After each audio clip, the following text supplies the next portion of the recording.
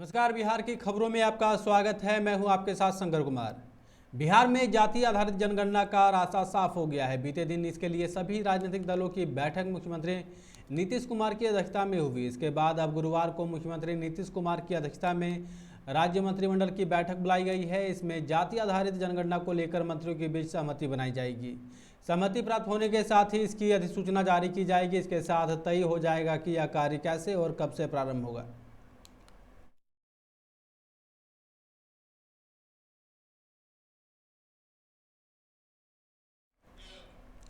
बिहार में 7 सीटों के लिए होने वाले विधान परिषद चुनाव को लेकर लालू यादव की पार्टी राष्ट्रीय जनता दल को कांग्रेस झटका देने के मूड में दिख रहा है। राजद के विधान परिषद चुनाव के लिए पहले ही अपने 3 उम्मीदवारों की घोषणा कर दी है, जिसके बाद अब कांग्रेस भाकपा माकपा और भाकपा माले के साथ मिलकर एक सीट पर उम्मीदवार उतारने को लेकर विचार कर रही है। इसके साथ ही कांग्रेस चुनाव में जीत का पूरा गणित भी बताया है। बिहार कांग्रेस विधान मंडल दल के नेता अजीत शर्मा ने दावा किया है कि कांग्रेस विधान परिषद की रिक्त हुई सीटों में से एक पर भाकपा माकपा और भाकपा माले के साथ सहमति बनाकर एक प्रत्याशी दे सकती है।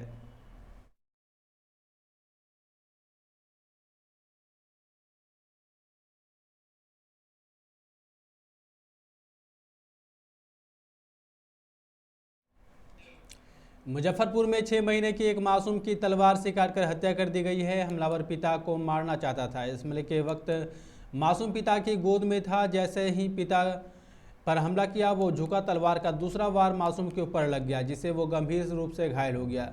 अस्पताल में इलाज के दौरान उसकी मौत हो गई।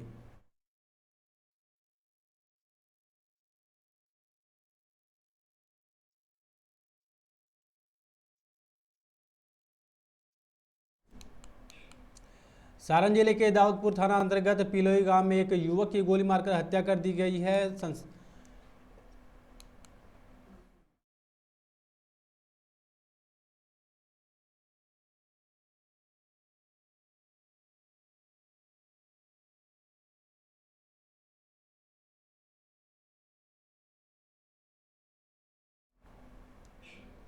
मुंगेर के कोतवाली थाना क्षेत्र अंतर्गत दीनदयाल चौक के पास रहने वाले युवा व्यवसायी अमन कुमार और उसकी बहन राखी कुमारी की सड़क दुर्घटना में घायल होने के बाद मौत हो गई।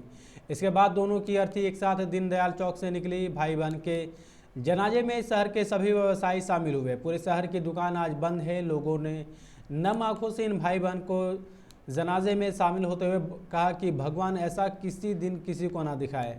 दोनों का अंतिम संस्कार लाल दरवाजा घाट पर हुआ है।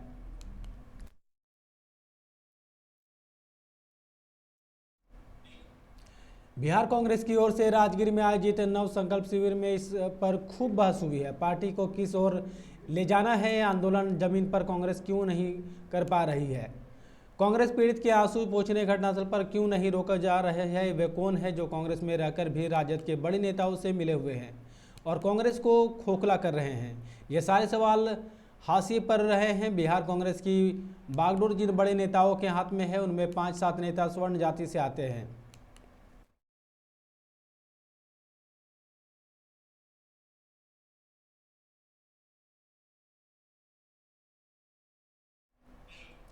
सिवान के नौतन प्रखंड में हथोजी गांव में गुरुवार की सुबह खेत से जुताई के दौरान 200 साल पुरानी भगवान विष्णु की अष्टधातु की मूर्ति मिली है। मूर्ति को देखने के लिए कई गांव के लोग इकट्ठा होने लगे हैं। देखते ही देखते पूजा करने लगे। लोगों की भीड़ भी लग गई।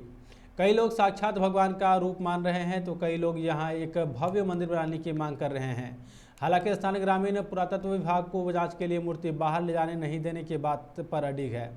बता दें कि जिसकी पूंजी में भगवान विष्णु की साक्षात मूर्ति पाया गया है, वह शख्स मंदिर निर्माण के लिए दान देने की तैयारी में है। लोग साक्षात भगवान का रूप मानते हुए मंदिर बनाने की मांग कर रहे हैं।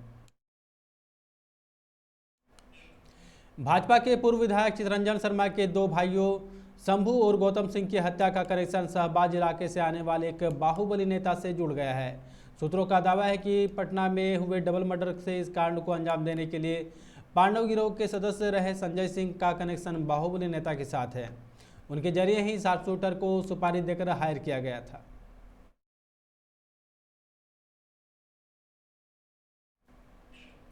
शेखपुरा बरबीघा मुख्य सड़क मार्ग पर मदना मोड़ चिमनी के पास बीती रात्रि एक लग्जरी कार और ट्रैक्टर के बीच भीषण टक्कर हो गई। कार चालक बुरी तरह घायल हो गया, जबकि कार बुरी तरह क्षतिग्रस्त हो गई।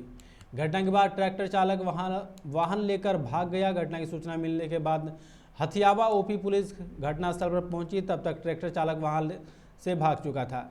घटना में कार चालक रहे युवक कृष्ण किशोर उर्फ किशोर कुमार 28 वर्ष घायल हो गया है, जिसे इलाज के लिए स्थानीय अस्पताल भेजा गया।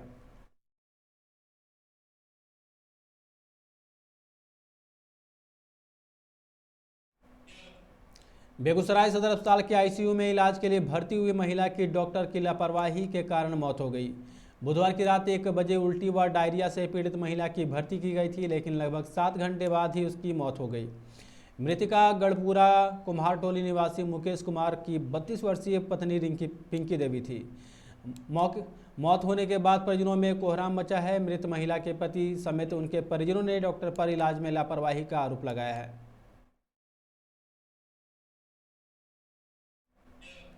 खबरों में फिलहाल इतना ही। आप देखते रहें 99 न्यूज़। नमस्कार।